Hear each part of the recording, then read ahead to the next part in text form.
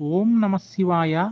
చాలామంది అమావాస్య అంటేనే అదేదో దుర్దినం, చెడు దినం, ఆ రోజు ఏమీ శుభకార్యాలు చెయ్యకూడదు, ఇలాంటి మాటలు అంటూ ఉంటారు. నిజానికి అమావాస్య అంటే ఒక పవిత్రమైనటువంటి పర్వదినమండి. ఆ రోజు సూర్యచంద్రులిరువురూ కూడా ఏకమైనటువంటి రోజు అమావాస్య. చూడండి ఎంత గొప్ప పర్వదినమో.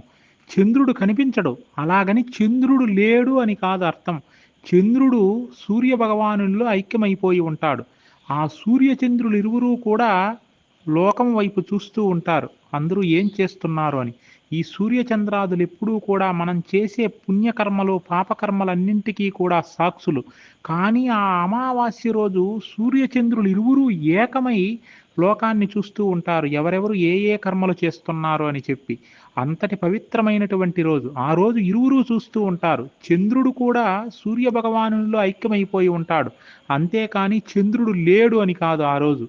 అటువంటి పరమ పవిత్రమైనటువంటి పర్వదినాన మనం ఏం చెయ్యాలి అంటే ఆలయాల్ని సందర్శించడం, భగవంతుడి సేవ చేయడం, భగవంతుని నామాన్ని స్మరించడం, భగవంతుని మంత్రాన్ని జపించడం లాంటివి చెయ్యాలి.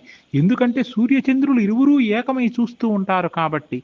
అందుకనే శుభకార్యాలు చెయ్యొద్దు అన్నారు అమావాస్య రోజు. ఎందుకంటే శుభకార్యాలు చేశారనుకోండి, ఆ శుభకార్యాలలో ఏదో పనుల్లో ఉండిపోతారు.